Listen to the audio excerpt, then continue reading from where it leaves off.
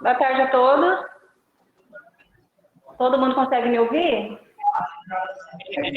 Conseguimos. Ai, ótimo. Então, vamos dar início à reunião temática de resíduos sólidos urbanos, que faz parte das atividades para a elaboração do Plano Estadual de Resíduos Sólidos. O Plano Estadual está sendo financiado por um convênio entre a Caixa Econômica Federal, o Ministério do Meio Ambiente e a FEMA. E a UFMT foi contratada para elaborar o plano, né? Um plano que vem sendo esperado e gerido há quase 10 anos, né? Então, com a palavra a professora Eliana e o professor Paulo Modesto para dar os encaminhamentos das apresentações aí.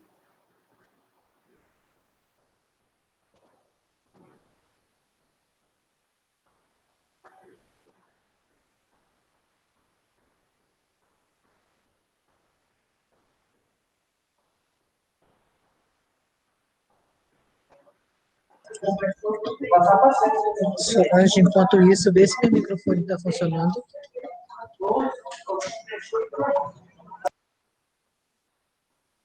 Perdão, gente, estava desligada aqui. E eu pediria também para ver se alguém está com o microfone ligado, o áudio ligado, é melhor desligar para não ter interferência.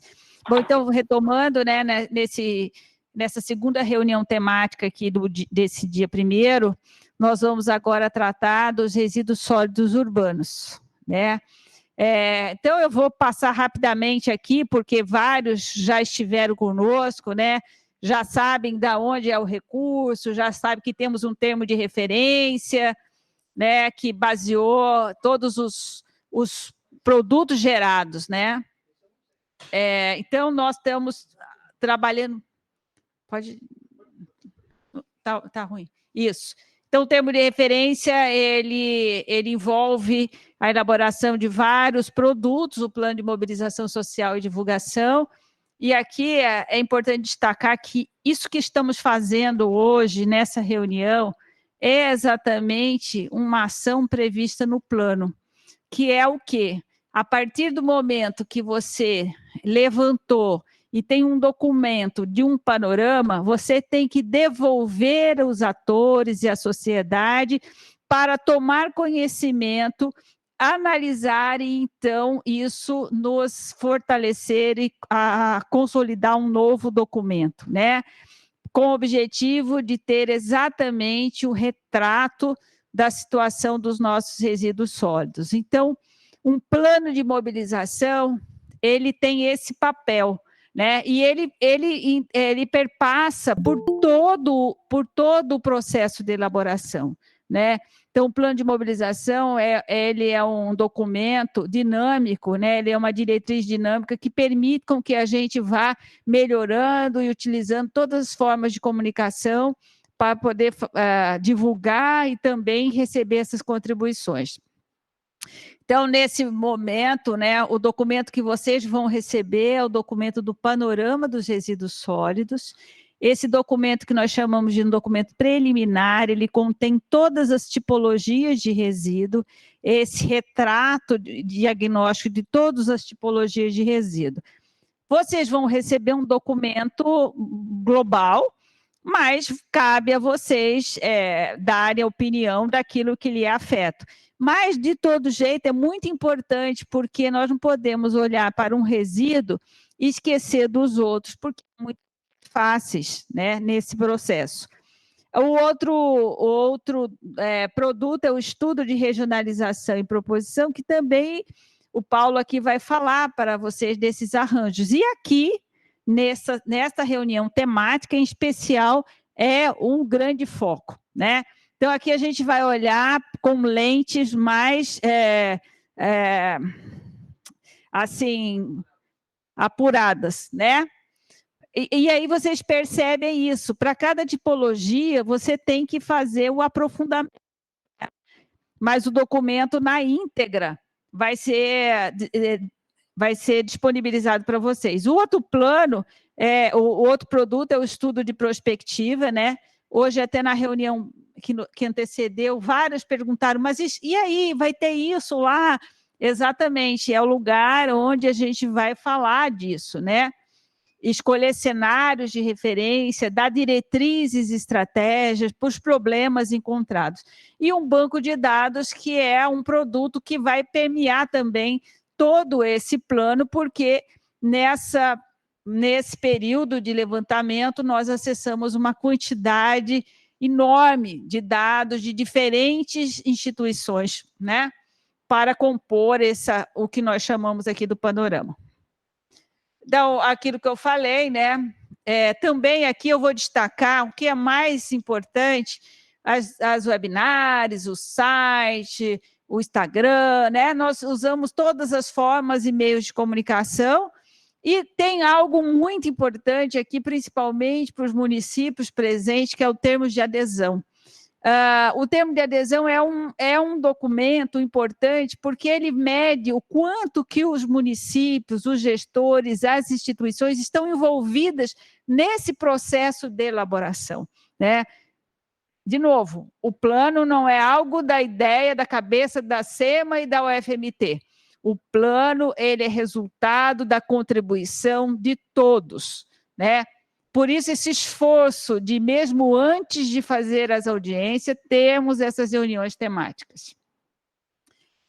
Os questionários que foram também encaminhados aos municípios, disponibilizado à população para saber como a população percebe os problemas de resíduos sólidos, enfim. Seguinte. Falamos de todas as tipologias, mas essa reunião aqui, né, o Gabriel, o engenheiro aqui do plano, vai falar sobre a questão dessa tipologia dos resíduos sólidos urbanos, e o professor Paulo vai falar sobre o modelo de regionalização. Mas vocês estão cientes que nesse documento receberão o diagnóstico de todas as outras tipologias de resíduo, né? Tivemos agora às 14 horas. E um detalhe, todas essas reuniões também vão estar disponíveis no nosso canal do YouTube, tá? Então, Gabriel. Quer falar daí, Gabriel? Pode. Boa tarde a todos. Vocês estão me ouvindo? Acho que sim. Eu vou dar continuidade. Meu nome é Gabriel, como a professora Eliana. Tudo certo, Solange? Sim. Vou dar prosseguimento, então. Como a professora Eliana apresentou, meu nome é Gabriel, sou engenheiro sanitarista aqui do projeto de elaboração do Plano Estadual de Resíduos Sólidos do Estado de Mato Grosso. E eu vou estar apresentando um pouco dos dados que a gente colheu sobre os resíduos sólidos urbanos, apresentando o panorama. O panorama ele foi desenvolvido numa linha que começa desde a geração, desde a origem, quem são os geradores, passando pela a composição gravimétrica, quais são as características desses resíduos, em sequência a coleta, o transporte, o tratamento e, por fim, a disposição final desses resíduos aqui no estado. Então, dando continuidade, dando início, na verdade, a esse processo desde a geração até o destinação final, a gente destaca aqui o número de municípios aqui no estado, o panorama. Então, são 141 municípios e quase cerca de 3,5 milhões de habitantes. Então, toda essa população vai gerar uma estimativa de cerca de 2.756 toneladas por dia de resíduos sólidos urbanos, de resíduos, na verdade, tanto urbano quanto na área rural também. A gente destaca, a gente observa que o percentual de geração urbana é muito maior, sendo que ela representa cerca de 2.421 toneladas por dia, com um per capita de geração por pessoa de 0,86, um per capita médio, enquanto que o per capita da área urbana corresponde a 0,55 quilos por habitante por dia, representando cerca de 60% da geração urbana. Então, a gente observa aqui na tela a geração, como a professora estava falando, a nossa metodologia. Nós abordamos as regiões geográficas intermediárias com base na definição do IBGE. Então, toda análise para cada tipologia vai se definir em função de cada região intermediária de planejamento. Então, a gente observa que na região intermediária de Cuiabá, que é composta, por exemplo, por Tangará da Serra, e os arredores aqui da Baixada Cuiabana, cerca de 30 municípios, a gente observa que é a maior geradora. Em seguida, a gente vê que é Sinop, e Rondonópolis, Barra do Garças e, por último, Cáceres, na geração de resíduo. A gente vê que a região de Cuiabá, ela concentra cerca de 41% da geração de resíduos no estado. Dando prosseguimento, quanto à caracterização gravimétrica, nós fizemos um estudo baseado nos planos de saneamento do estado, de cada município. A gente nota que todos os municípios, todos os 141 municípios no estado dispõem de plano de saneamento. Então, com base nesse diagnóstico, nós fizemos esse levantamento de algumas cidades que haviam feito suas caracterizações gravimétricas, e com base nesse estudo nós criamos essa média. Então, a gente observa que 53% do resíduo urbano é matéria orgânica. Aí a gente tem 14% plástico, 13% papelão, papel, 11% rejeito, cerca de 4% resíduo têxtil, 2% vidro, 2% metais e 1% alumínio. A gente destaca que desse percentual dessa gravimetria que é gerada, 53% é de resíduo reciclável orgânico, 36% de recicláveis inertes e apenas 11% então seria de rejeitos, que seria o percentual que deveria ser encaminhado aos aterros sanitários. No que se refere à coleta regular, com base no levantamento dos planos de saneamento, a gente observa que na área urbana a cobertura da coleta regular ela é acima de 90% nos municípios. Contudo, como um problema observado, na área rural, essa coleta ela é inexistente ou baixa. Então, já fica como um ponto de chamar a atenção aqui quanto à coleta na área rural. Quanto à coleta seletiva, a gente observa um percentual de 18% dos municípios com iniciativas de coleta seletiva, sendo que um total de 25 municípios. Então, a gente observa que a região de Sinop, nesse caso, ela concentra o maior número de municípios com iniciativas de coleta seletiva, sendo seguida de Cuiabá, Cáceres, Rondonópolis e, por último, Barra do Garças. Lembrando que nessa análise a gente está falando de região intermediária. Quanto a associações e cooperativas de materiais recicláveis, a gente observa que no estado, nós temos 36 associações e cooperativas, sendo que a gente observa que, nesse caso aqui, Cuiabá é que tem mais, totalizando 16 unidades, 7 em Sinop, 6 em Cáceres, 4 em Rondonópolis e 3 em Barra do Garças. Nesse estudo também nós tivemos, até eu acredito que seja presente aqui na nossa reunião, a Carla, que ela foi nossa consultora aqui nesse aspecto das cooperativas e associações de catadores, e nesse estudo realizado por ela, a gente observou também, a gente fez essa análise quanto a situação jurídica dessas cooperativas. Então, a gente observa aqui que entre as cooperativas dessas 36, a gente observa que 29 elas encontram-se ativas e 7 se encontram-se inaptas nessa análise feita considerando a questão jurídica dessas entidades, desses empreendimentos. Esses 36 empreendimentos eles estão distribuídos nesse mapa, então nós observamos, a gente fez uma análise separando cooperativa e associação, considerando a diferença que existe entre elas. Então a gente observa a localização, a distribuição dentro do estado, onde se localizam esses empreendimentos. Chegando quase ao fim desse processo, a gente tem a disposição final de resíduos. Atualmente no estado, nós temos 6 empreendimentos de disposição final de resíduos, sendo um em Campo Verde, operado pelo município, pela prefeitura, um em Rondonópolis, um em Sinop, um em Sorriso, um em Água Boa, com início agora em novembro de 2020, e uma iniciativa consorciada localizada em Mirassol do Oeste, representada pelo Consórcio Nascentes do Pantanal.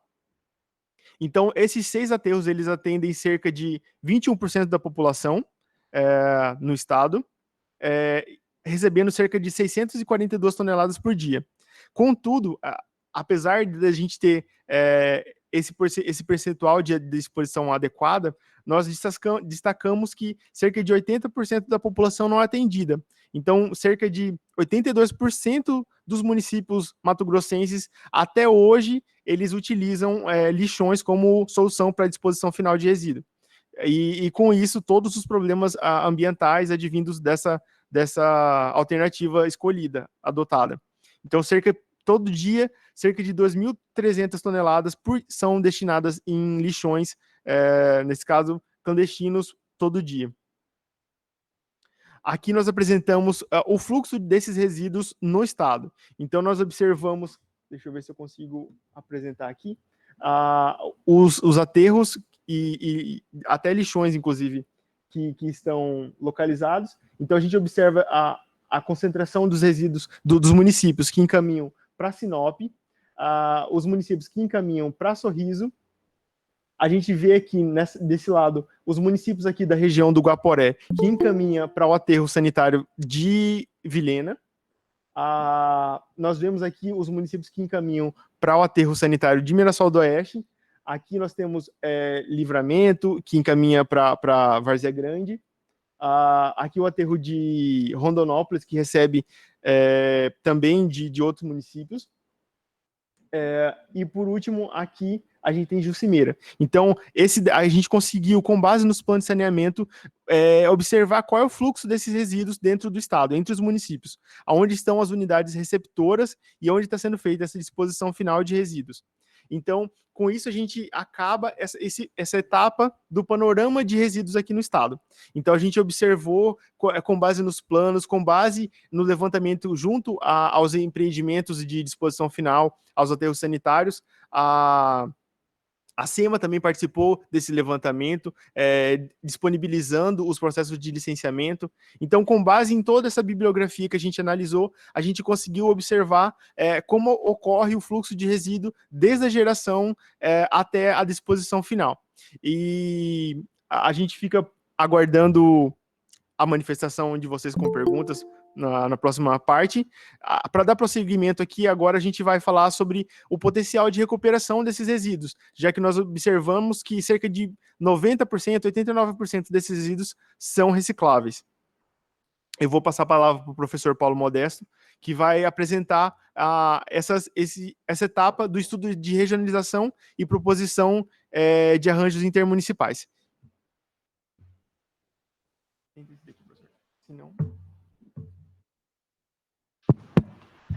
Ok. Ok, mais uma vez. Na verdade, esse potencial de recuperação é um cenário. A gente propôs 3 cenários para ter uma ideia do potencial que nós temos de quantitativo de recurso que a gente vem enterrando, certo? Nos nossos aterros, nos nossos lixões. Porque muito embora a gente tenha esses aterros aí, eles recebam 21% dos resíduos, certo? A grande totalidade dos resíduos são enterrados, inclusive os recicláveis, inertes, né? E também os 53% de orgânicos biodegradáveis, né? Então, nós fizemos 3 cenários. O Gabriel falou que nós produzimos aí cerca de 2.800 toneladas dia, certo? Então, nós fizemos esse cenário para 2.800 e fomos lá no Plano Nacional de Resíduos, que estabelece as etapas de avanço na retirada desses recicláveis inertes dos resíduos no país, começando 2020 com 2,2%, até 2040, 20%. E propõe para o Centro-Oeste, em 2020, 1,9%, avançando a 2040, 14,7%. 1,9%, 4,5%, 7%, 9,6%, 12,1% e 14,7%. Isso aí são as etapas de avanço na reciclagem propostas pelo Plano Nacional. Eu gostaria de destacar que lá em 2040, 14,7% ainda é 50% do que nós temos hoje de recicláveis nos nossos resíduos, conforme Gabriel acabou de mostrar aí na caracterização. Realmente esse avanço, não só para o país, mas como para o Centro-Oeste, é extremamente tímida. Mas nós fizemos o cenário com base nessa proposta para o Centro-Oeste. O que é que a gente fez? A gente retirou daí os 30% de inertes E fizemos dos recicláveis que têm maior mercado: plástico, metais, papel, papel alumínio. Eu destaco que o metais aqui é latinhas de aço, tá? E estabelecemos para 2020, de 2020 a 2040, tá? E precificamos isso com base nos custos de comercialização hoje desses recicláveis, preços mínimos e máximos, para plástico, metais, papel, papelão e alumínio. Metais aí, mais uma vez, falando em aço, certo? E a gente observa que se a gente retirar hoje no estado 1,9% desses recicláveis que nós temos, nós teríamos aí qualquer coisa como R$900 mil por mês, variando num preço mínimo de 900 para 2.500.000 com preço máximo. E fizemos isso para 24, para 28, para 32, para 33. Quando chega lá em 2040, certo? Nós teríamos cerca de 7 milhões como valor mínimo a 19 milhões, certo? Aqui já pensando nos 14,7%. Esse, paulatinamente, o avanço naquilo que eu propus no quadro anterior, certo? Então, isso aqui te dá um potencial. Então, a gente tem uma ideia de quanto é que a gente enterra nesse estado, né? Que deixa de ganhar, né? Que deixa de haver a inclusão de catadores num sistema de funcionamento pleno, de maneira que você pode recuperar. É claro que nós estamos falando aqui numa evolução paulatina. Aqui a proposta de 1,9 a 14,7. E não deixando de ressaltar que nós podemos ir, inclusive, mais longe, porque nós temos hoje pouco mais de 30% de inertes nos nossos resíduos, certo? Então, isso dá uma ideia da 2.800 toneladas por dia, ou 30% disso de inertes. Mas vamos fazer um cenário, por exemplo, para a região metropolitana, que envolve aí em torno de 1 tonelada por dia. Então, fizemos o mesmo princípio, só que ao invés de 2.800 toneladas dias, 1.000 toneladas dias. E para esse cenário de 2020 para 2040, evoluindo de 1,9 a 14,7. Precificamos, e aqui, na região metropolitana e município servido, na Baixada Cuiabana, como se costuma dizer, tá? Nós temos possibilidade hoje de cerca de 300 mil, com valor mínimo, para 800 mil. Avançando para 2040, se nós avançarmos na percentagem de retirada desses inertes, a 14,7%, 2.200.000 a 6.200.000. Então, vocês veem que é algo significativo. Com o valor desse, nós podemos pensar em estabelecer na região metropolitana todo um aparato de estrutura de associações e cooperativas e programas de participação da comunidade para que a gente possa viabilizar isso, né? Ok? Vocês têm uma ideia. Também, como a grande realidade não é essa da região metropolitana, nós fizemos um cenário para o município que produz 5 toneladas por dia de resíduos, né? Na verdade, nós temos vários municípios em Mato Grosso que produzem menos que isso, inclusive. Então, fizemos o mesmo cenário para 5 toneladas de geração por dia no município, precificamos e estabelecemos esse horizonte temporal de 2020 a 2040, avançando de 1,9 para 14,7. Então, para essa pequena massa gerada de 5 toneladas, e nessas 5, só 30% é de reciclável, nós temos aí um ganho, um custo mínimo, né, uma comercialização mínima de R$ 1.600, máxima de R$ 4.600, para 2040, quando nós atingimos 14,7, 12.500 para 35.600.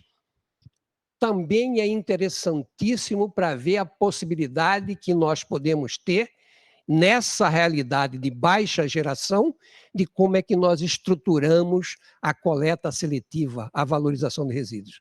Isso aqui é um marco de referência para que a gente possa planejar. Ok? Vamos lá, Gabriel. E por que isso? Por que essa preocupação? Primeiro, porque a política nacional estabelece que nós temos realmente que valorizar os recicláveis.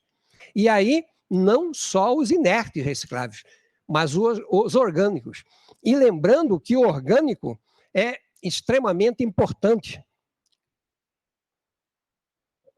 principalmente se nós formos falar em aterro sanitário. O orgânico, ele é o grande gerador de chorume, né, de gases, de maus odores, né, de contaminação de lençol freático, de corpos d'água, certo? Isso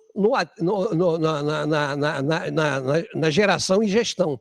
E em especial quando nós temos essa matéria orgânica nos lixões, certo?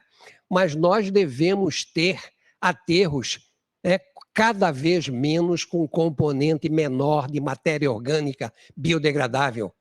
Isto é, nós vamos ter um chorume de menor concentração, nós vamos ter menor produção de gases, certo? Essa é a ideia, valorizar. E ele está, na nossa caracterização, com uma taxa de 50%.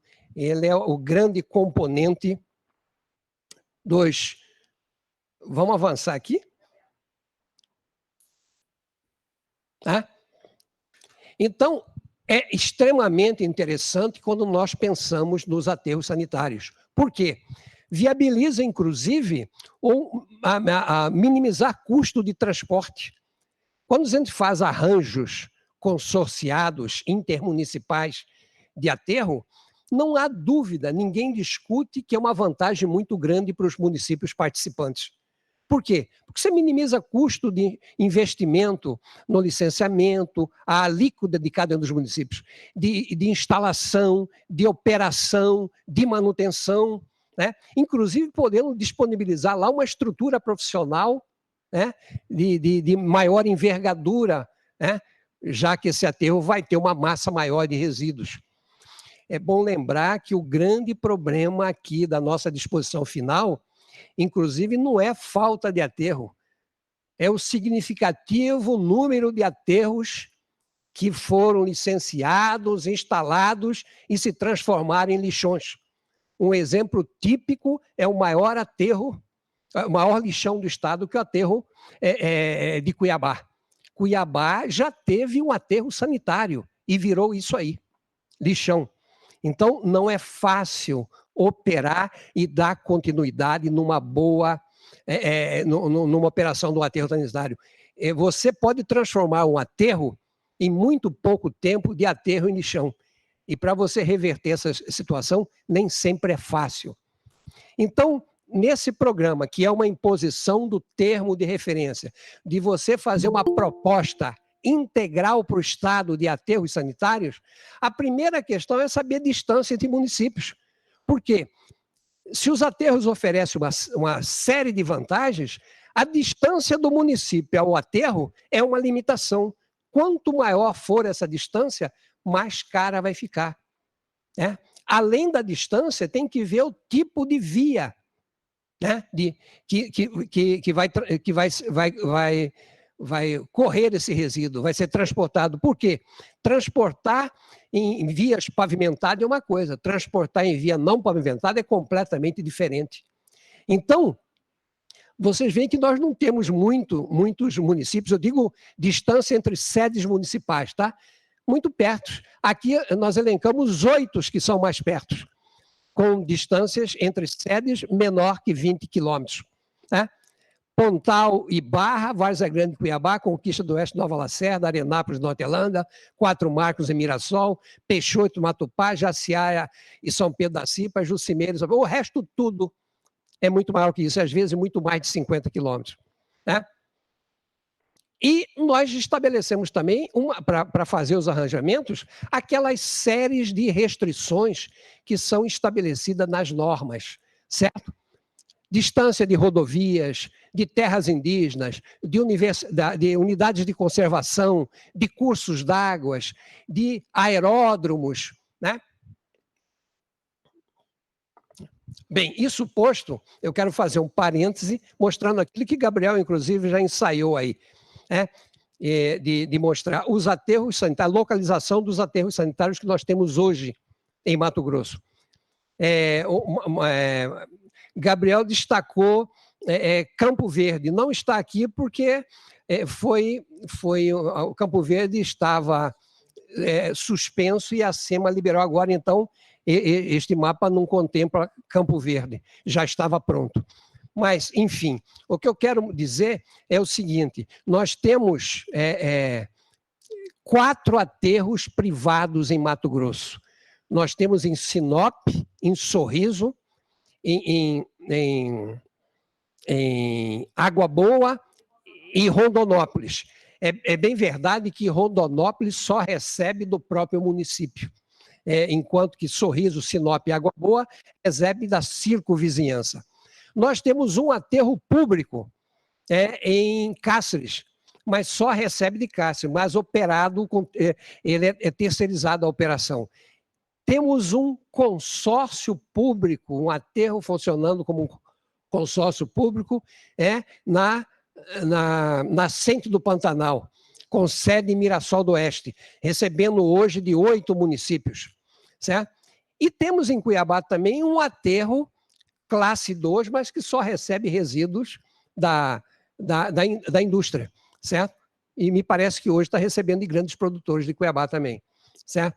Então, esse é o cenário. É bom destacar o seguinte, todos eles recebem todo o lixo gerado. A questão da reciclagem no estado é muito baixa, como mostrou Gabriel aí, certo? Então, não basta ter aterro sanitário. Nós temos que avançar paulatinamente para cada vez mais retirar dessa via os recicláveis, valorizar os resíduos, não só componentes inertes, mas principalmente componentes orgânicos. Vamos lá, Gabriel? Bem, então, para fazer essa regionalização, o Gabriel mostrou muito bem que nós trabalhamos com aquela determinação do BGE de 5 regiões intermediárias, né? Que eles dividiam o Estado, né? E essas 5 regiões intermediárias, elas possuem 18 regiões imediatas, são os municípios de grande fluxo, já é mais em relação à estrutura urbana, né, dessas regiões.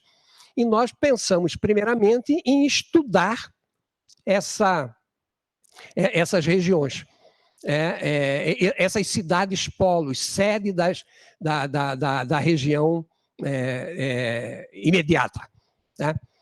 Então, existe 18, mas tem 3 delas que têm 2 sedes. Então, na verdade, nós fizemos 21 arranjamentos. Desses 21 arranjamentos, a gente conseguiu agregar em 17 sedes, 17 regiões militares, 84 municípios. Se vocês derem uma olhada aqui, vocês podem observar que tem um círculo, esse raio de influência é de 100 quilômetros, foi a região estudada, por quê? Nas nossas restrições de distância, nós estabelecemos que, no máximo, o município, a sede municipal, teria que estar a 100 quilômetros de distância de rodovia pavimentada do aterro, certo? E vocês observam que aqui existem vários municípios, pontinhos azuis, que estão fora desse arranjamento, tá? Fora desse arranjamento, tudo bem.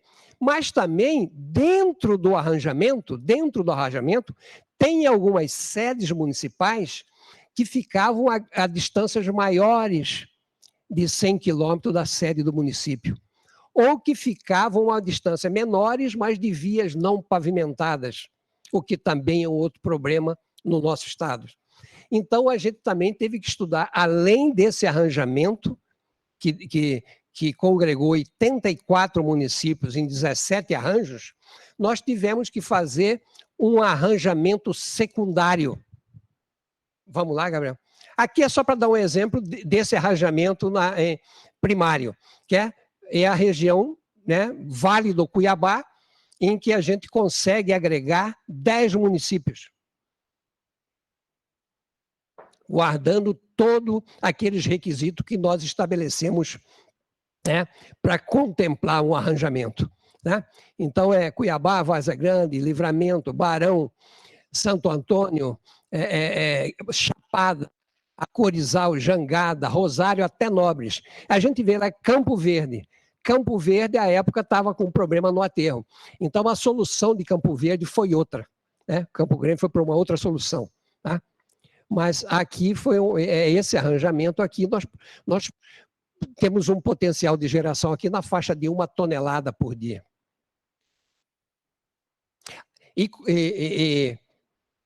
Aqui, Peixoto de Azevedo, a gente consegue estabelecer aqui um arranjamento para Peixoto, Matupá, Terra Nova, Guarantã, Novo Mundo, certo? Mas você vê que Carlina fica longe e tem problema também de via de acesso. Tá? Aqui embaixo, Nova Canaã, né? Itaúba. Então, muito embora estejam dentro da área de estudo, elas não oferecem condições para ser servida pelo aterro de Peixoto. Então, foram essas cidades que foram objeto de arranjamentos secundários. Vamos lá? Tá? Aqui é um exemplo de Jaciara.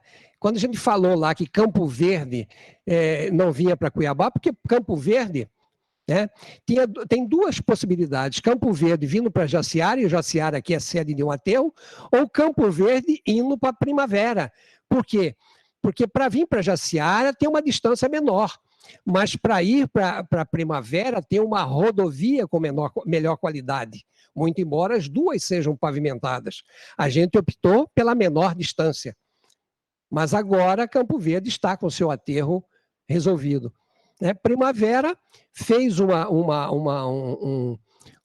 arranjo secundário com Pochorel, certo? E Rondonópolis, que hoje é um aterro que recebe só da sua cidade, aqui no nosso arranjamento, ele é um consorciado, Pedra Preta, São José do Povo, tá?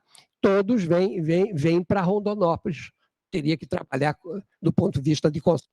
Vamos lá, Gabriel? Estamos terminando, pessoal. Sinop. Sinop é basicamente a mesma coisa que acontece hoje. A gente só tirou alguns municípios que levam hoje para Sinop, ou às vezes para Sorriso, certo? Mas que estão muito longe. Na colocação passada aí, você viu o Hélio falando... Foi Hélio? Hélio falando que Porto dos Gaúchos leva para Sorriso, mas está a 281 quilômetros. Só para vocês terem uma ideia, Sinop levava antigamente, antes de ter o aterro, para Sorriso, para o aterro de Sorriso, de Primaverinha. Aí é alguma coisa como 120 quilômetros. Sinop produz em média 90 toneladas por dia. Sinop gastava por mês pouco mais de R$200 mil só com o transporte. Está entendendo? Então, transportar custa caro. Nós temos não só que limitar essa...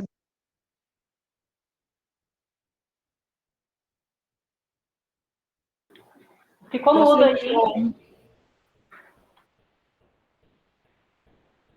Retirar recicláveis desses resíduos para exatamente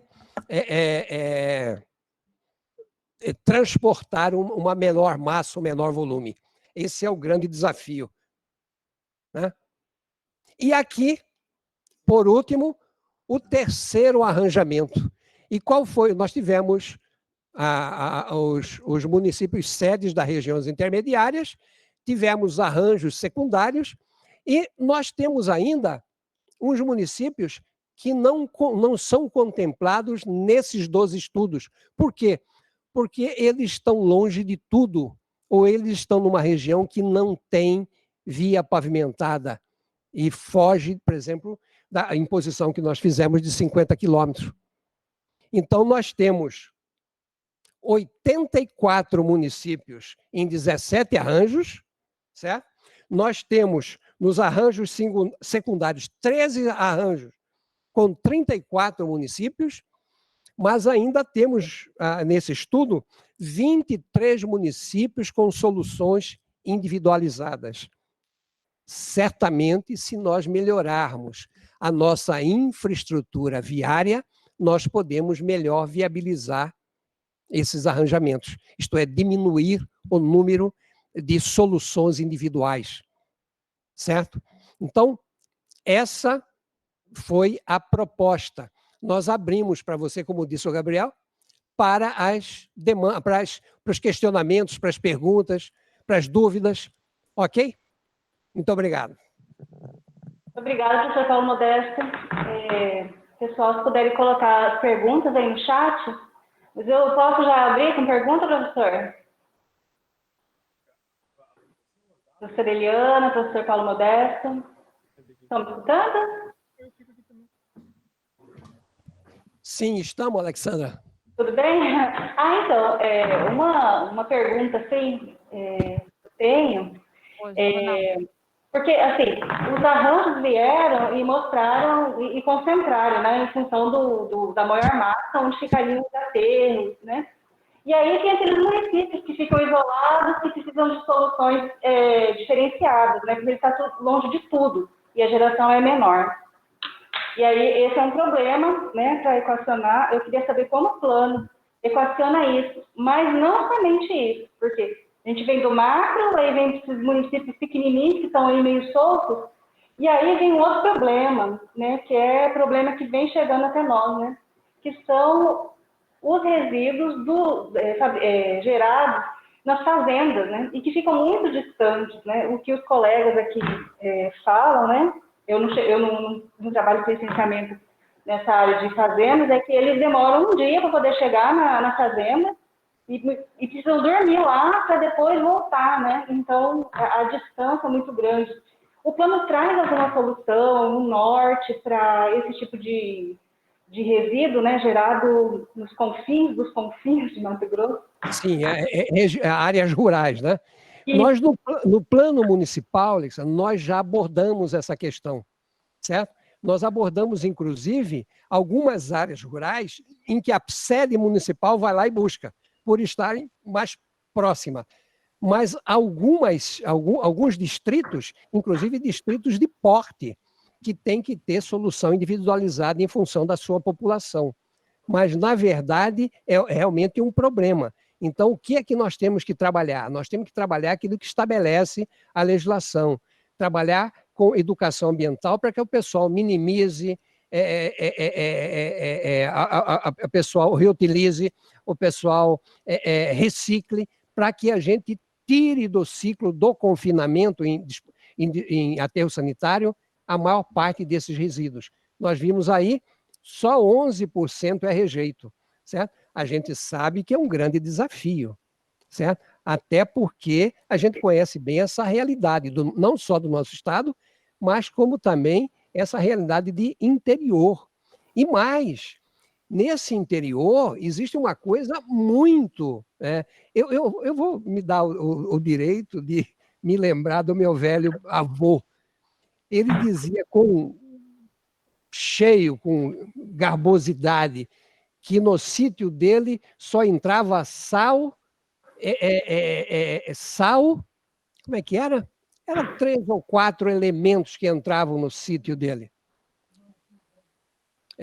O resto tudo o sítio produzia.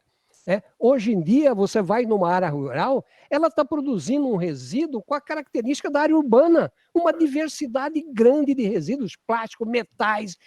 Então, isso é um problema. Isso é um problema. A área rural hoje está...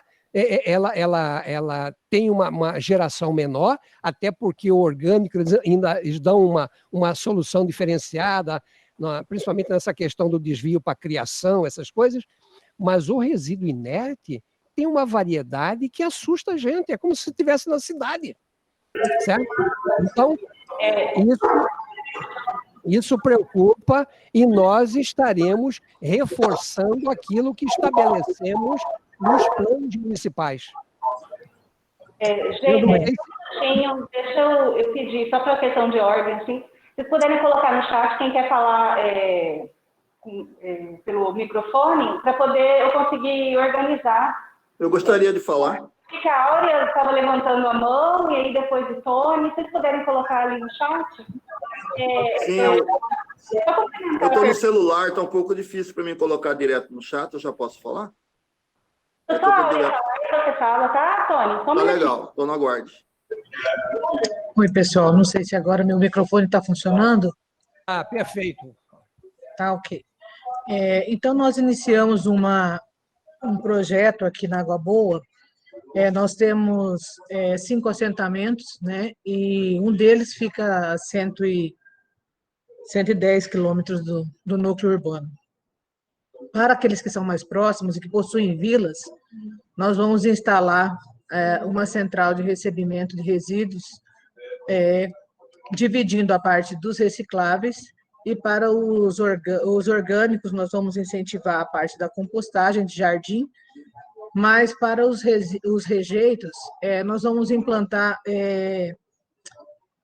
um ponto de entrega, aonde eles vão estar colocando, nós vamos colocar aquelas caçambas de roll-on roll-off, que serão colocadas e retiradas a cada 15 dias. Então, o caminhão vai levar a caçamba e vazia e trazer a cheia para levar já para o aterro sanitário. A parte dos recicláveis ela vai ser retirada pela associação. Então, nós vamos construir um abrigo de resíduos. Esse projeto já foi até enviado para a FUNASA, e há a possibilidade de recebermos o recurso, porém, se não recebermos, nós vamos fazer com recurso próprio, porque nós já temos um outro arranjo, que é a central de triagem de resíduos, na qual nós possuímos, já adquirimos 2 caminhões de roll-on roll-off, 2 unidades, onde nós estaremos fazendo esse transbordo através desse processo. Então, é uma solução que nós encontramos para as áreas rurais, e as fazendas vão levar para esses centros, para esses núcleos urbanos que existem dentro dos assentamentos, né? Então, uma solução que nós encontramos, e eu acredito que vai dar certo, eu vou fazer tudo para dar certo. Áurea, quero fazer uma pequena colocação. O grande desafio vai ser exatamente a segregação. Aí, o que a gente recomenda? Que a prefeitura faça esse acompanhamento, essa triagem. Por quê? Porque isso normalmente é a maior dificuldade. É você estabelecer essa disciplina em função desse exercício cotidiano que vai ter que acontecer com as pessoas que não vivem hoje essa realidade e que, de repente, é obrigado a fazer essa diferenciação. Então, vocês têm que estabelecer com isso também um grande programa de educação ambiental.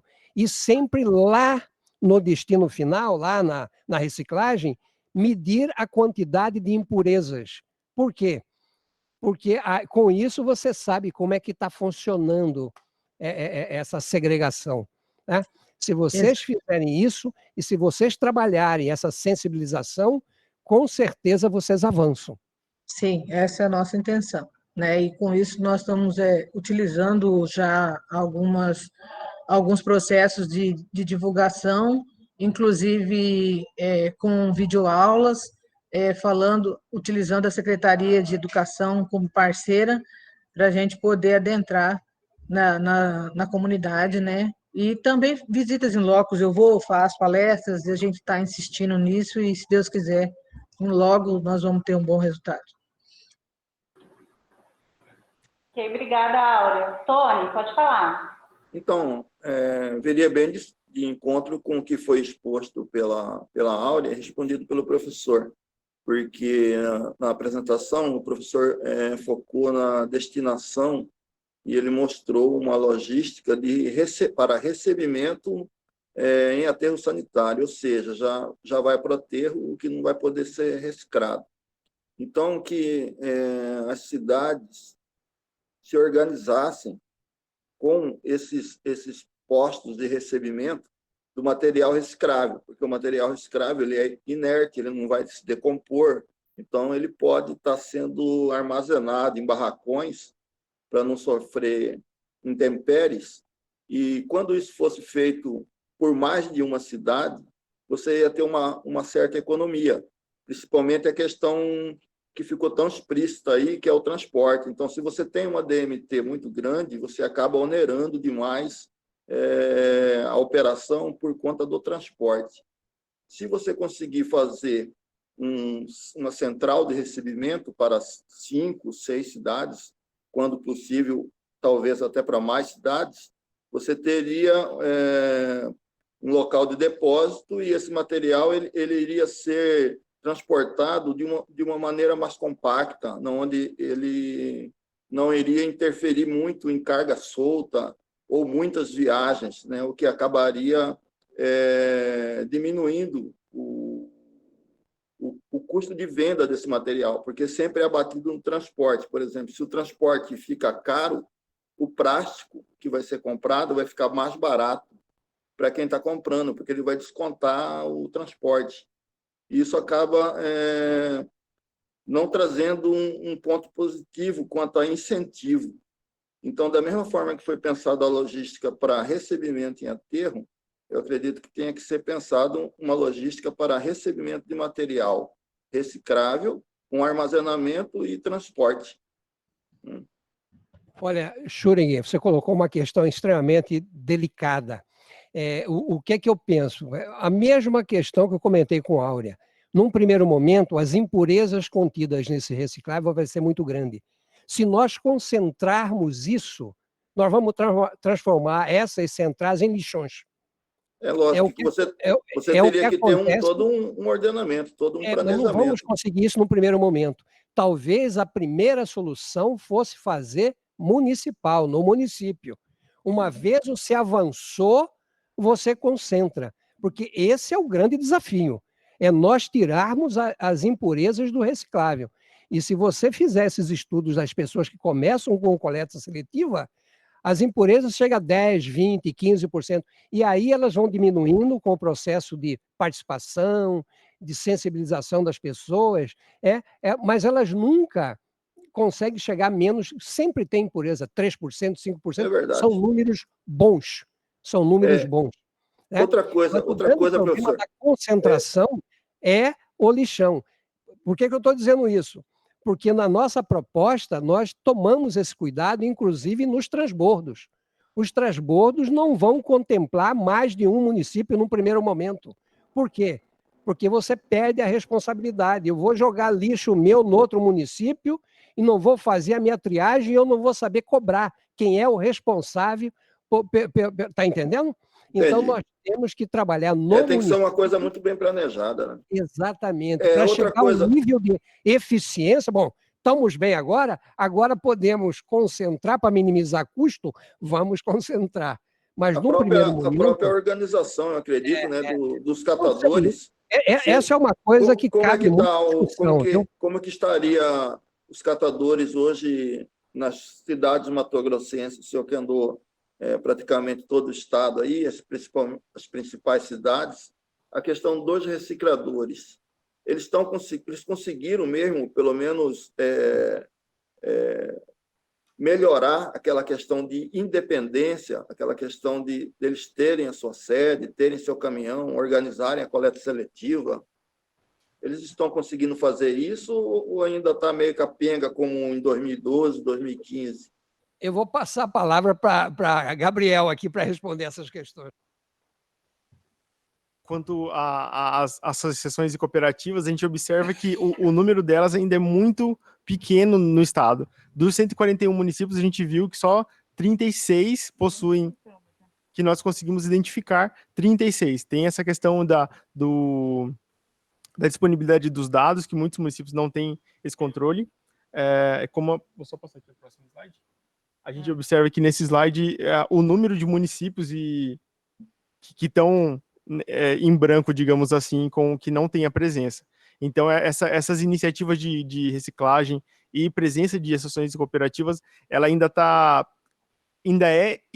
alguns municípios têm iniciativas mais fortes, mas ainda assim o percentual de recuperação desses resíduos ainda é muito baixo. Muitos desses resíduos no processo de triagem ainda acaba sendo enviado para o aterro sanitário ou para o lixão, e ainda tem a questão do mercado de recicláveis na região, ou que o município consegue operar, que a associação consegue operar. Então, ainda são iniciativas que precisam ter apoio público para que consigam se fortalecer e se consolidar, recuperando o máximo possível de recicláveis. Perfeito.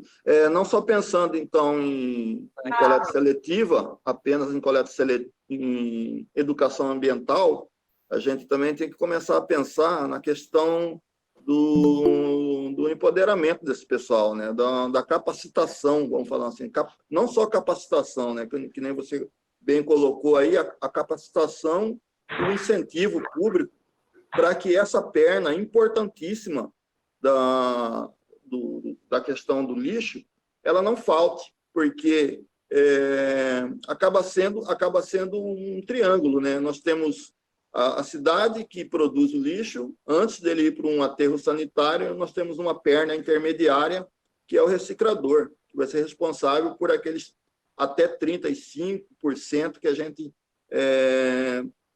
considera ter no lixo como material reciclável, né? Então, essa perna ela tem que ser, vamos falar assim, empoderada, treinada, capacitada, para que ela venha atender as metas que nós mesmos estamos planejando, porque não adianta a gente imaginar que eles vão fazer isso sozinho, porque eles não vão. Então, não pode ficar faltando esse dente na engrenagem. Esse dente ele é importantíssimo, os recicladores. Então, eu acredito que o governo ou as prefeituras tenham que pensar num sistema de capacitação, não só educação ambiental para a população, mas capacitação para os recicladores. Obrigada, professor. Vamos dar um espaço para a Áurea falar, e aí depois eu tenho uma próxima pergunta. Eu vou contar a nossa experiência em relação à associação. A associação, Tony, aqui é pequena, né? Nosso município é pequeno, então parece que fica um pouco mais fácil de ajustar as coisas com uma população menor, claro. A associação lá hoje tem 13 associados. O que aconteceu? Em 2017, eu fui para dentro do lixão, peguei eles e comecei a fazer aula com eles, explicando sobre associação, sobre cooperativismo, trouxe para dentro da prefeitura, fizemos palestras, trouxe vários palestrantes para conversar com eles sobre diversos assuntos, financeiros, saúde, várias coisas. E demos o suporte para a criação do estatuto e criamos a associação. Então, com o apoio da prefeitura, a associação foi criada e depois entrou a defensoria no auxílio. A defensoria apoiou essa associação, conseguiu um recurso para doar o caminhão para eles, e hoje nós, nesse projeto piloto, eles estão fazendo a coleta com o próprio caminhão deles, e a prefeitura fez uma cooperação técnica com a associação, e nós ajudamos com um custo inicial, né, que nós estamos nesse projeto piloto ainda, então nós estamos pagando um incentivo de 5 mil por mês para eles, para que eles possam, então, daqui para frente, a gente verificar como que vai ser essa coleta, essa resposta da população, inclusive como vai ser feito dentro da associação essa distribuição, para nós avançarmos para novos bairros e, consequentemente, um apoio financeiro maior, né? Agora, além disso, a prefeitura, né, nós, enquanto técnicos, fizemos a regularização da área onde eles estão. Eles alugam um prédio, a associação, hoje, e nós fizemos todo o licenciamento pela prefeitura, organizamos a parte do prédio para eles, e agora, com o recurso da FUNASA, nós estamos construindo a central de triagem. Daqui 3, 4 meses ela estará pronta, e eles vão estar sendo migrados para dentro da central de triagem para poder fazer esse trabalho lá de separação, né? Então, num lugar mais adequado. Obrigada, Áurea. Eu tenho uma pergunta aqui no chat e eu tenho mais umas 3 aqui também. Aproveitar a oportunidade, né, de ter os professores aí, depois de anos, né, fora da faculdade. Uma das perguntas aqui é do Alex Vieira de Deus, não sei qual é a entidade que o Alex está representando. Ele pergunta: existe alguma novidade sobre a possibilidade de repassar a despesa da coleta seletiva, abre parênteses, bebidas, onde é comprovada a origem para o fabricante? Comprovado, onde existe mecanismo para registrar e contar cada embalagem, sabe exatamente quantas embalagens de cada produto foi coletado? É isso aí. Eu vou contar um pouquinho a experiência de Mato Grosso do Sul.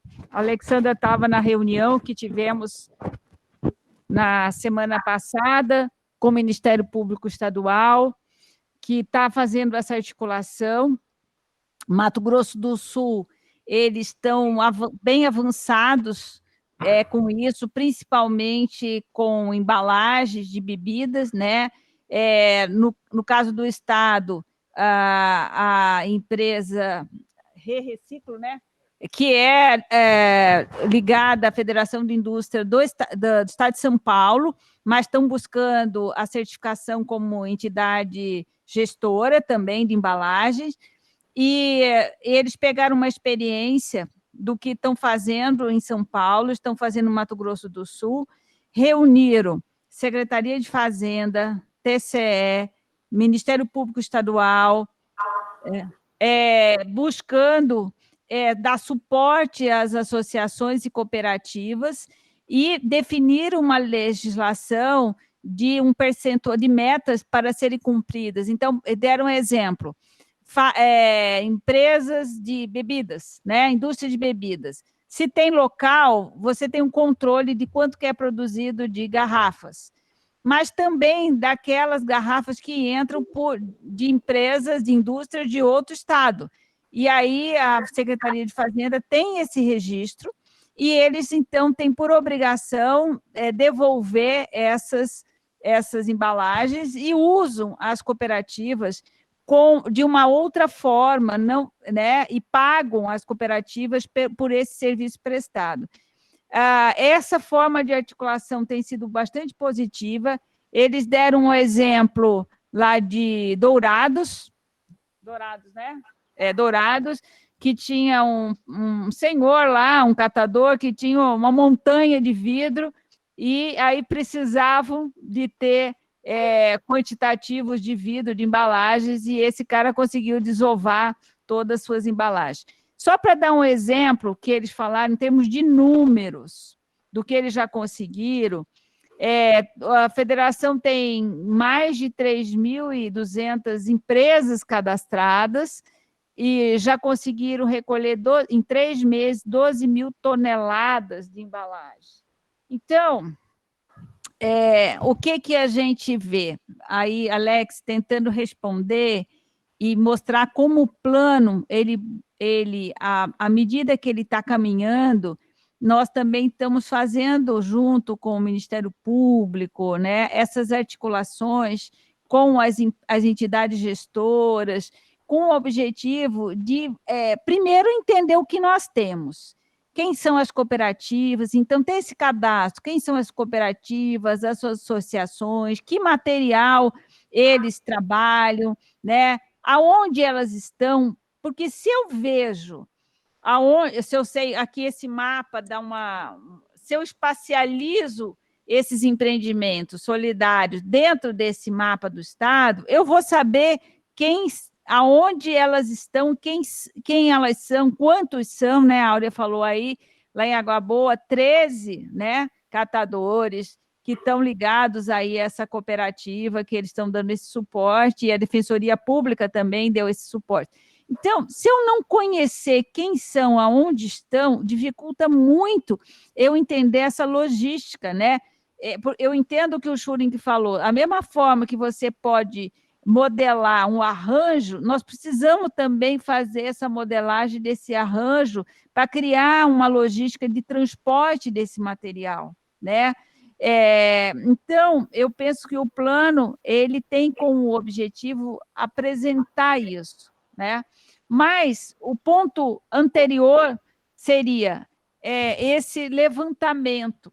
E aí, quando nós apresentamos esses 36 empreendimentos solidários entre cooperativas e associações, nós estamos falando de um percentual, de um número que nós não sabemos se exatamente reflete tudo que existe.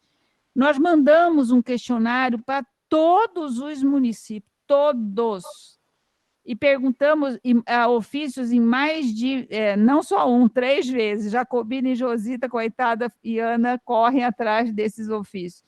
E uma das perguntas que a gente fazia era essa: vocês têm associação, cooperativas, vocês têm contrato? Qual é a forma que vocês têm legal de relacionamento com essas cooperativas? Mandamos também perguntas específicas para eles aplicarem nas associações e cooperativas sobre qual material eles processam, que eles recebem, qual é a condição, qual é o valor, tudo para a gente tentar, qual é o número de associados, para exatamente retratar isso e a gente mapear aqui, botar aqui nesse mapinha, né? Pintar esse mapinha. O que nós tivemos foi essa situação. Aí depois, então, para os que nós obtivemos, nós fizemos um levantamento, e aí o Gabriel falou aqui, esse trabalho que a Carla, nossa consultora lá do Paraná, fez. Ela levantou na Receita Federal qual era a situação, se estavam ativas, se estavam inativas, né?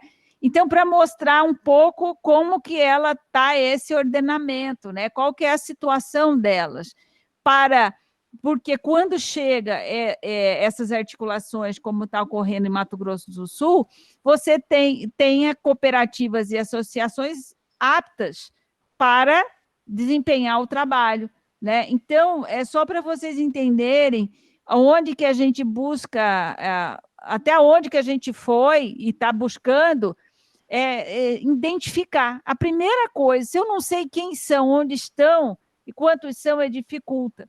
E a outra ponto é o seguinte: nós nos baseamos no resultado do CAD único, que trouxe um número de 3.007 cooperados e 1.270 e poucas famílias. Isso está lá no registro do CAD único, que foram registrados como catadores.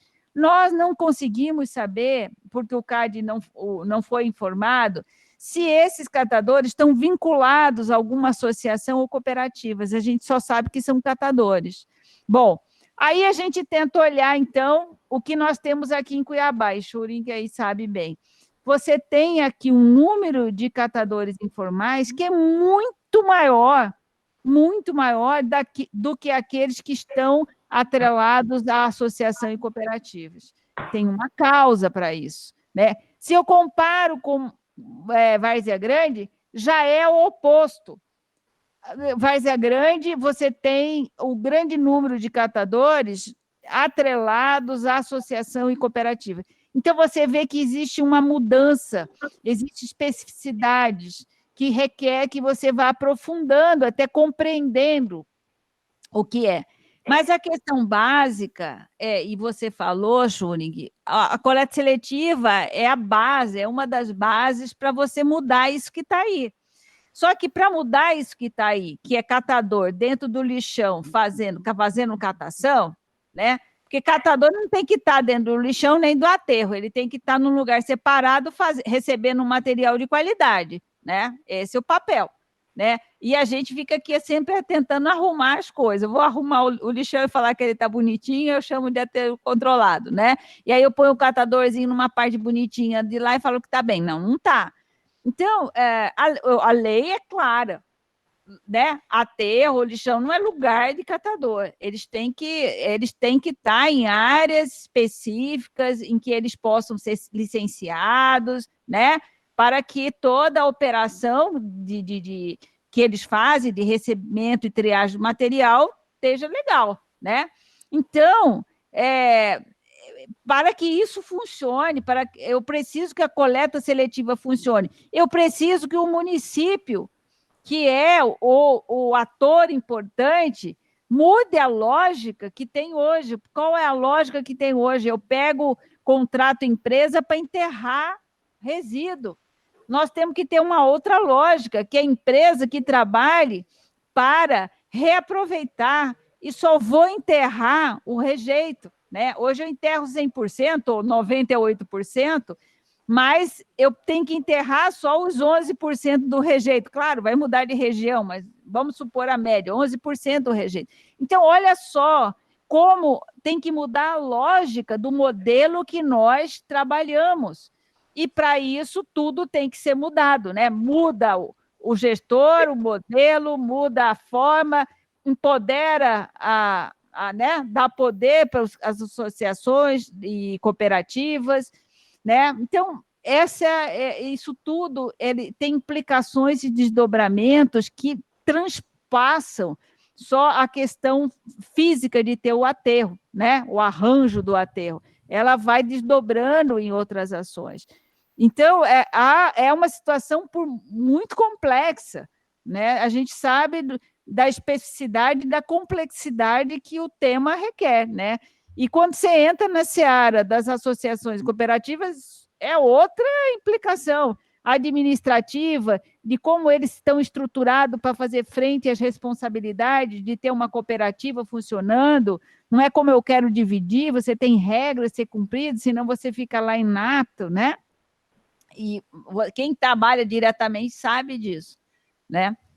Quer completar, Paulo? Nos termos de referência das prefeituras, você bem disse aí, seria necessário colocar o serviço de coleta seletiva, né? Porque ele está ainda apagado, e a gente sabe que são 3 pontas, né? Coleta, transporte e destinação final. Então, na parte de destinação final, só está sendo visto a questão do aterro. Então, a destinação final, a coleta seletiva e a destinação correta para os recicláveis, eles têm que ser pensados nos termos de referência de contratação.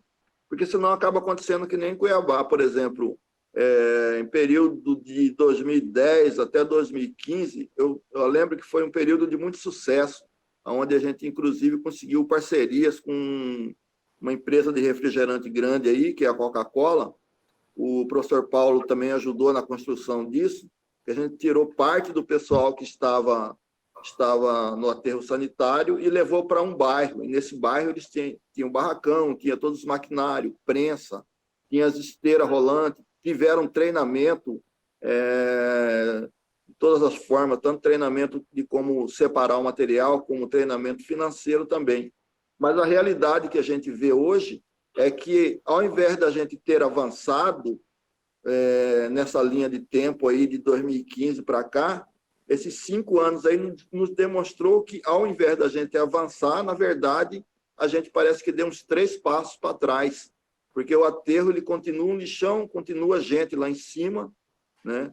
Então, tudo que você disse aí, é uma nova forma de pensar a administração pública, pensar as contratações dos serviços de uma forma mais equalizada, que não tenha essas descontinuidades, essas entropias nesse alinhamento, esses buracos, né, onde você não tem a presença da coleta seletiva, onde você não tem uma obrigatoriedade por quem vencer o certame para coleta de lixo, não só faça coleta de lixo, mas também invista, né, na questão da reciclagem e da coleta seletiva. Tony, eu quero fazer... Você pode desligar o seu microfone, Tony, enquanto os professores... Alessandro, eu quero fazer uma colocação, aproveitando o momento. Na verdade, são 3 questões. Primeiro, Eliana comentou aí sobre o grande número de catadores nos lixões, nas ruas das cidades. Se você faz uma enquete, você fica abismado de ver vários deles já pertenceram a associações e cooperativas e voltaram para o lixão. Por quê? Porque lá eles ganham mais. Então, mostra realmente a dificuldade que é. A cooperativa, muito embora ofereça uma série de melhorias, não consegue ter sucesso no aspecto financeiro. Enquanto não se resolver isso, não vinga, gente. Recurso não vinga. Não adianta a conversa. Eles vão sair, vão partir para a catação, porque eles precisam do aspecto financeiro, sobretudo. Essa é uma questão, uma realidade. A outra questão, custo de coleta seletiva. Tem que se botar isso no papel, Áurea. Quanto é que é hoje a coleta regular na sua cidade? Por tonelada, diz para mim. Hoje nós não pagamos por tonelada na coleta, nós pagamos por serviço. Está girando em torno de 85 mil mensal. Né? E a destinação agora por tonelada, 150. Eu só estou falando a coleta, só a coleta. Quanto é que está por tonelada, mais ou menos? 85 mil por tonelada vai dar em torno de 170, mais ou menos, 160. Então, olha só. Para uma cidade do Porto de Água Boa, esse é um número muito alto. Já digo para você, de cara. Certo? É um número muito alto. Certo? A prefeitura tem que ter uma equipe que faz composição de custos. Certo? Para saber quando entrar numa licitação, até quanto pode pagar, seja valor razoável. E bota, inclusive, o BDI aí das empresas, que é de direito. Certo? Essa é uma questão. Por que eu estou dizendo isso? Eu estou dizendo isso porque a coleta seletiva ela não pode custar mais do que 2 vezes o preço da coleta regular. Se você tiver uma coleta seletiva muito cara, você inviabiliza a coleta. Então, vocês na prefeitura têm que aprender a trabalhar com o custo, gente. Se o custo for elevado, você inviabiliza o negócio. Então, não só é eficiência, como também é custo. Tá? Só do ponto de vista assim do que a gente vê, porque nós temos um sem número de experiências no Brasil, várias delas bem-sucedidas, inúmeras mal-sucedidas. Todas essas experiências são didáticas. Nós temos que usá-la para errar menos, para acertar mais. Né? Então, quando a gente faz esse arranjamento, nunca fuja de custo. Porque senão vocês vão naufragar lá na frente. Tá? Essa é uma questão. A outra questão é o Alex, que colocou aí um caso interessante dessas máquinas aí que recolhem embalagens. E ele quer saber se pode cobrar. Alex, é uma boa questão. Eu certamente não sei essa parte legal. Não saberia responder sobre a legalidade disso, de cobrar. Mas eu quero crer que passa por esse arranjamento de um disciplinamento estadual sobre a questão das embalagens, certo? Para você poder cobrar. Né? Tem que haver um disciplinamento disso e tem que haver a empresa geradora disponível a participar, certo? O compromisso é direto com a empresa, professor. O compromisso é direto da empresa, que nem foi com a Coca-Cola. A vantagem da empresa é que eles vão ganhar os números que vão ser retirados de material reciclável. E, com isso, eles conseguem desconto quando vão pagar os impostos.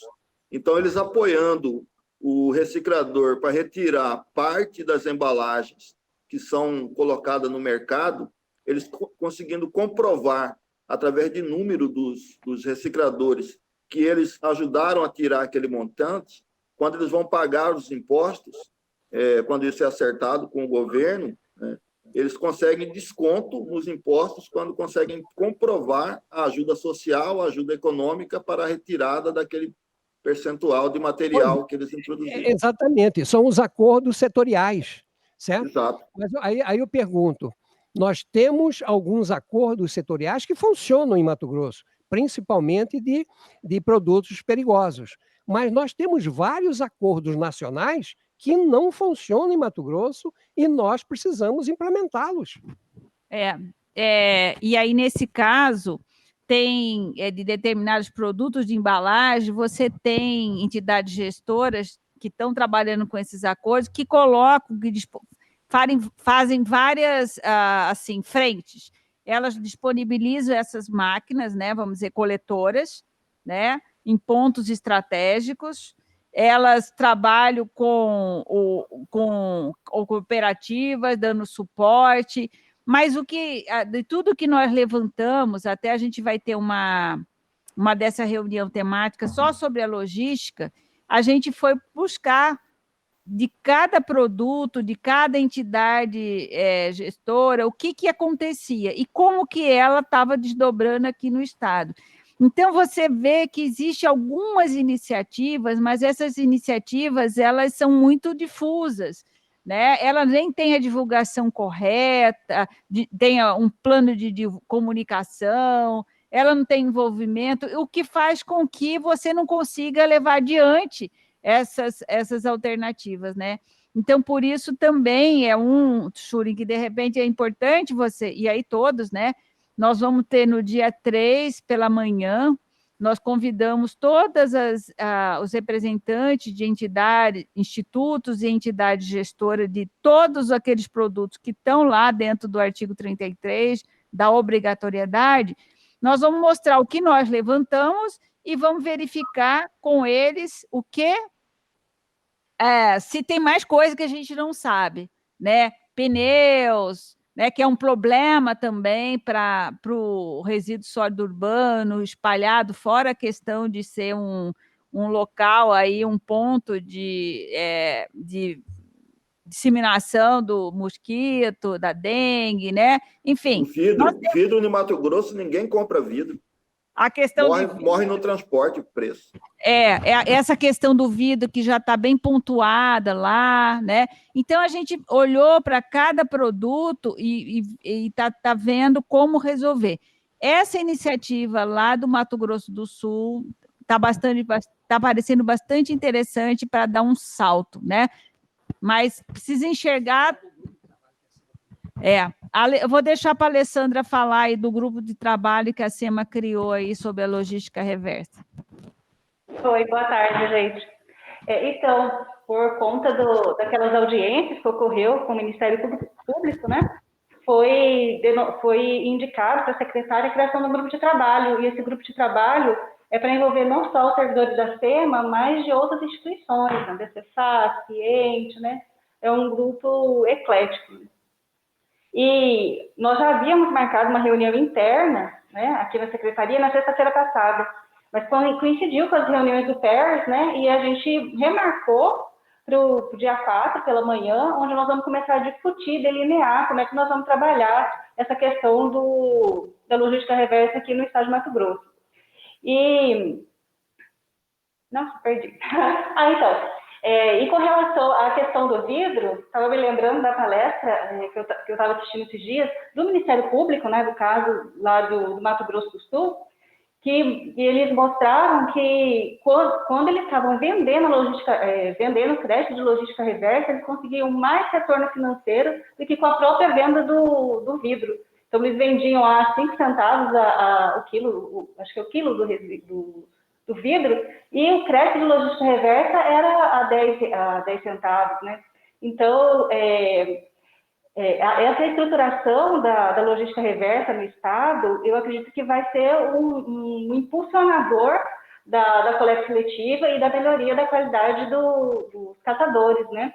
Da estruturação melhor. Porque uma das formas, né, de você estruturar a logística reversa apoiando diretamente, né, os catadores, né, criando toda essa estrutura, né, é uma forma da empresa que coloca esse resíduo no Estado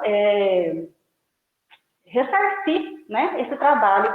E ele também pode ser na forma da venda dos créditos de reciclagem, né, que é utilizado também no Mato Grosso do Sul. Então, o caminhamento é esse, né? Nós vamos começar a estudar e a delinear uma normativa, né, para o Estado, e depois disso, já mais consolidado, delineado, nós vamos apresentar para esse grupo de trabalho para uma discussão maior e colher opiniões, né, e tentar implementar isso dentro do Estado.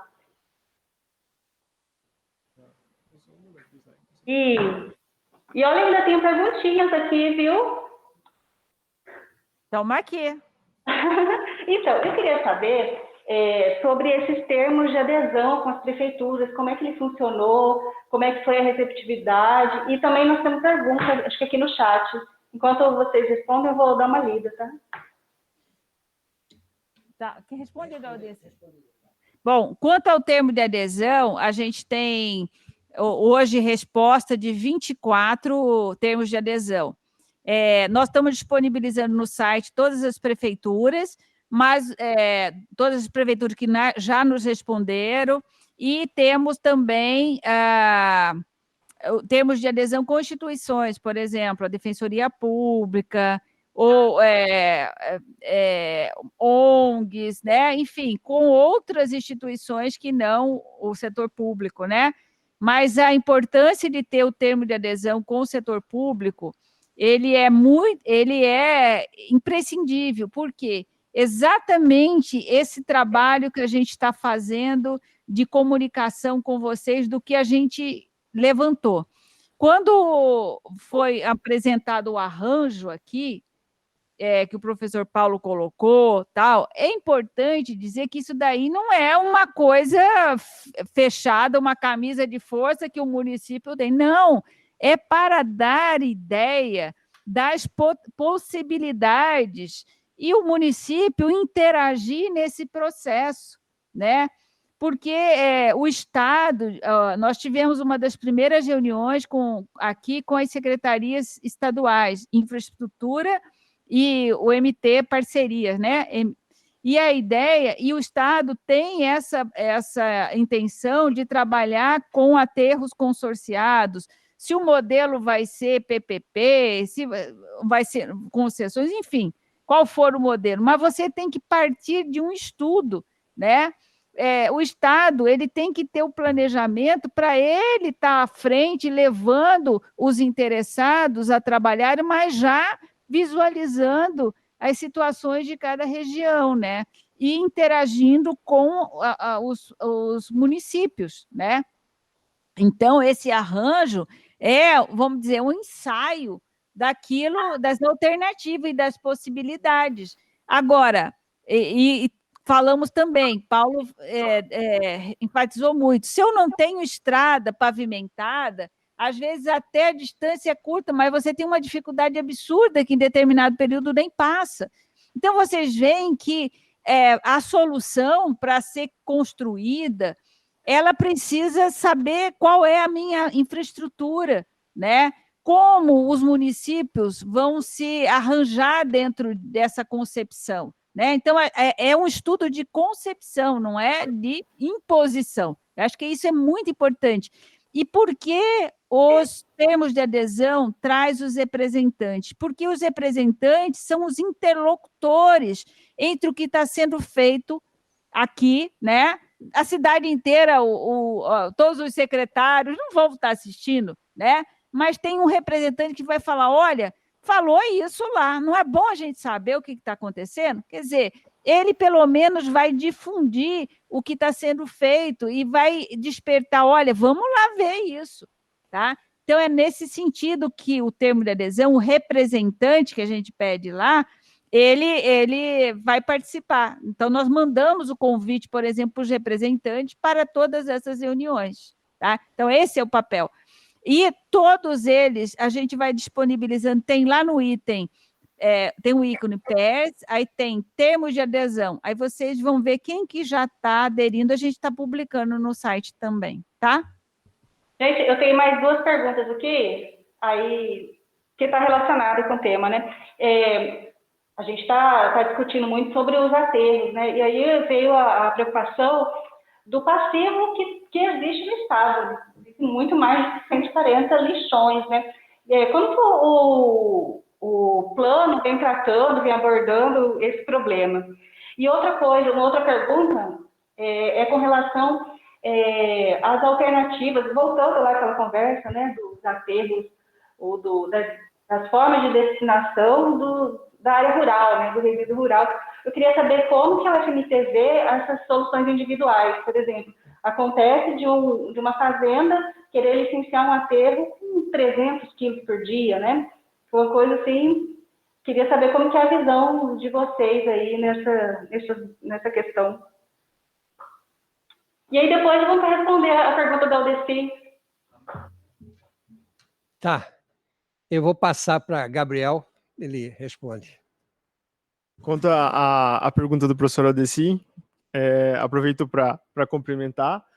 E aqui, como foi falado pelo professor Paulo, esses são apresentados no slide aqui. A gente pode ver os requisitos, os critérios que foram utilizados na definição dos arranjamentos intermunicipais. Então, no quadro 2, a gente vê todas as exigências definidas pela NBR em função da localização de aeroportos, assentamentos, curso d'água, localidades rurais, rodovias, terras indígenas e unidades de conservação. Então, baseado nessa localização, no levantamento desses pontos, foram criados zonas que não podiam ser utilizadas,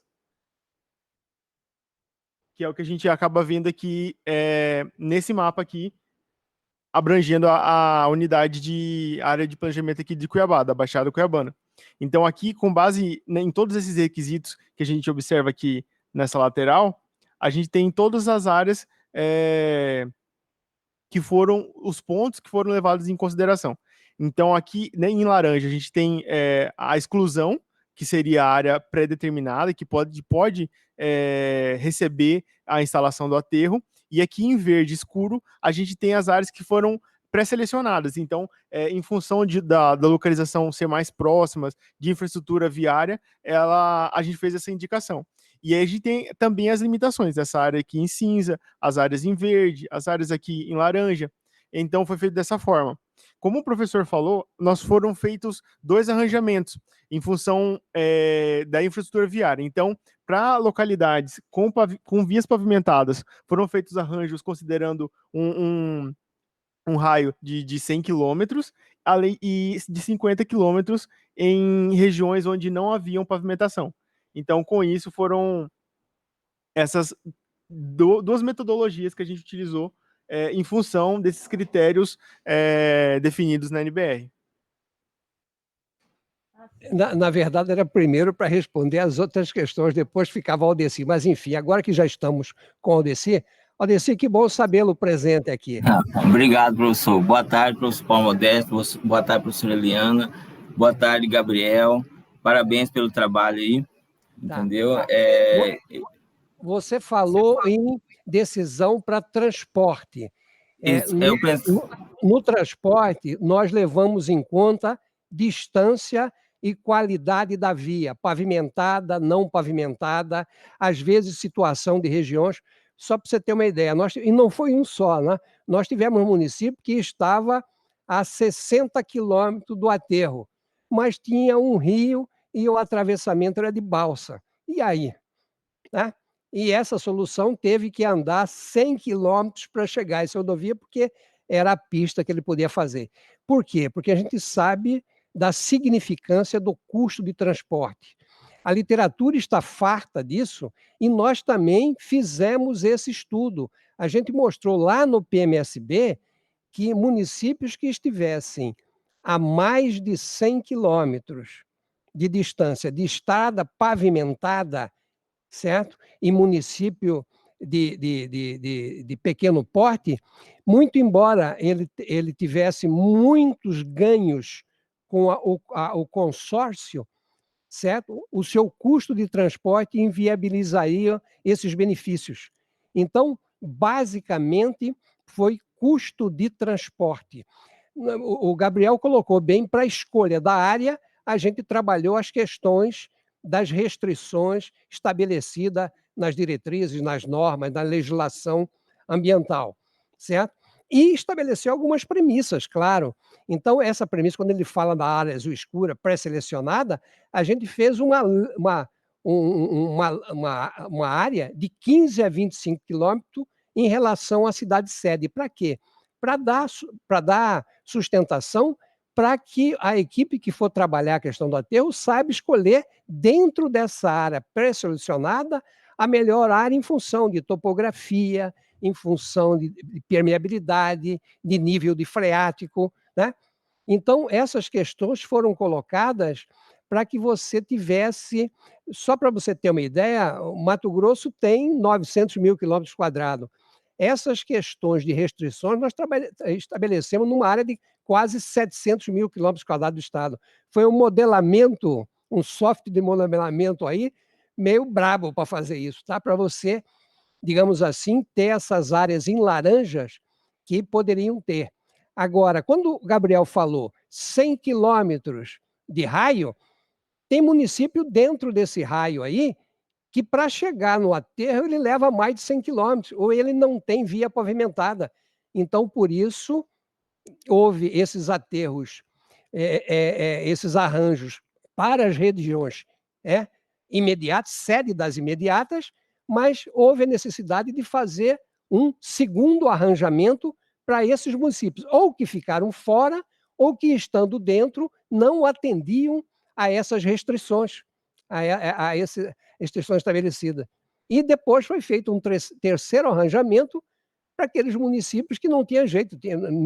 Na realidade hoje de logística do Estado, de infraestrutura viária, eles tinham que ficar sozinhos neste momento, porque faltava acesso ou distância muito grande.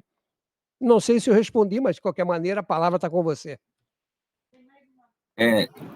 Entendi, professor. Você, Gabriel, utilizou algum sistema especialista, porque são vários cenários, né, para tomar decisão, Gabriel? Se é um Delphi ou AHP, entendeu? Porque você tem vários dados, né? Você tem várias variáveis. Ou não, só pela experiência? Não foi pela experiência, não. Isso foi um software desenvolvido pelo Átomo, um bolsista nosso, que é especialista nisso, que trabalhou essa questão, certo? Ah, beleza. Está entendendo? Foi isso que eu queria saber, professor. Na verdade, desenvolvido pelo PERS, tá? Então, eu queria saber, assim, porque... Vai ser objeto agora de apresentação de trabalho técnico numa dessas revistas aí Tá ok. Só era isso mesmo. Qual era o método multicritério, né, utilizado para tomar decisão? Obrigado, professor. Agora, na verdade, Aurici, nessa questão, a experiência é muito, né? Experiência que eu digo no conhecimento do Estado. Nós temos algumas particularidades aqui que são delicadas. Eu dei um só exemplo para você da história da balsa, certo? Aonde que eu... Sim, professor, eu conheço, nós já passamos muito aí. Exatamente. Então, você bota para um cara de fora fazer, ele olha o traçado, lá não tem nenhuma indicação que esse rio não tem ponte, né? Que atravessa por balsa. Então, existem coisas que é exatamente... E, claro, com certeza, nós iremos receber contribuições para a gente refinar isso, que nós não estamos também fora, às vezes, de um equívoco, de uma solução que não seja melhor. Então, também esse é o objetivo dessa disponibilização desse material para consulta pública, para que a gente possa receber o retorno. Tá? Não, mas não, professor, tá de parabéns. É só uma observação mesmo. É porque achei interessante, queria saber o método que foi utilizado, né? O método multicritério. Muito bom. Obrigado, professor. Obrigado, Gabriel. Parabéns, professor. Parabéns, Gabriel. Parabéns, professor Eliana. Obrigado. Bom, gente, nós temos ainda 3 perguntas, né? Tem a questão dos lixões, dos aterros de pequeno porte, e tem mais uma pergunta no chat, que é a Rota Oeste tem um sistema de coleta de lixo ao longo das BRs privatizadas. Ela se enquadra neste plano? Se a pessoa quiser falar no microfone, talvez fique melhor. Mas eu entendi. Na verdade, nós temos, inclusive, vários trabalhos de caracterização dos lixos nas nossas rodovias. Alunos nossos do curso que fazem. Já fizemos caracterização de resíduo na Estrada Chapada, né? Vários quilômetros da Chapada, Cuiabá, Cáceres, e a gente vê que tem diferenças do tipo de resíduo que é lançado nessas rodovias, certo? Em função do destino ou das cidades destinos que levam essas rodovias. Tá? Então, é interessante esse trabalho da Rota Oeste. E, certamente, ela vai precisar do aterro sanitário e vai ter que se engajar numa dessas soluções regionais, em função da melhor logística para elas, certo? Mas a responsabilidade delas, de destino, é com elas. Aliás, não é só responsabilidade de destino, é responsabilidade de segregação também, porque tem muito material reciclável. Só para vocês terem uma ideia, na Estrada da Chapada foi aonde a gente encontrou o maior número de garrafas de cerveja lançadas ao lado da rodovia. É impressionante.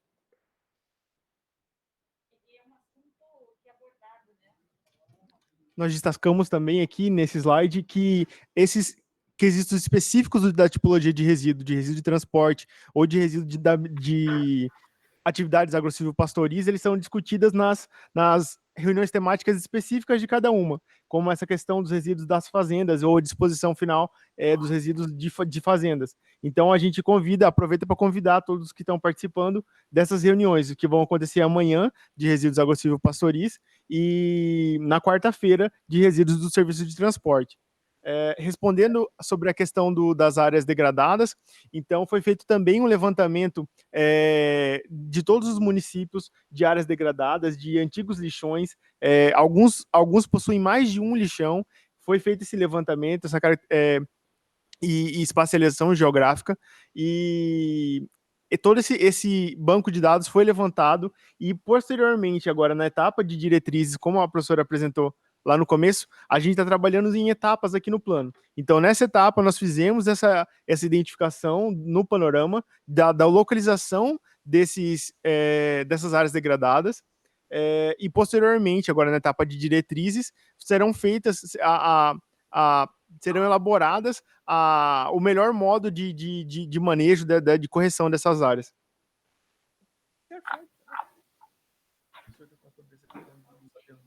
Gente, mais alguma pergunta? Vamos encerrar a reunião, que já estão chegando perto das 6 horas. Estou com medo de ficar trancado na cima. Mais alguma pergunta? Então, eu agradeço a participação de todos. Tá. Então, podemos encerrar, né? Agradecer a todos os participantes e dizer que amanhã temos mais uma nova rodada específica de cada tipologia. Dizer que o material vai estar disponível, do documento Panorama Preliminar vai estar disponível no nosso site, com um questionário de avaliação, com o objetivo de ouvir de vocês se tudo aquilo que nós apresentamos hoje, o que vocês vão ler no documento, atende à realidade de que está acontecendo em relação a cada um dos resíduos, tá? Então, agradecemos e contamos aí com a colaboração e a participação de vocês. Obrigada a toda a equipe. A foto. Alessandra, vamos tirar aqui. Valeu, pessoal. Tudo de bom aí. Alguém, por favor, vai com essa foto, porque eu não sei, que eu estou na... Até amanhã. Vem aqui. Vem, Gui, vem.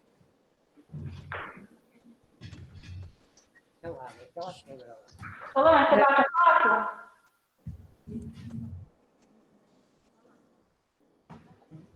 Oi, Carmen, tá quietinha aí? Oi, Carmen. Quietinha, mas está aproveitando bem. Está ótimo. Todos que puderem aparecer, tiverem câmera, abram suas câmeras. Vou bater, tá? Ok. Ok. Obrigada, gente. Valeu. Até amanhã. Até amanhã. Valeu, Pardal. Estou vendo você aí. Que bom.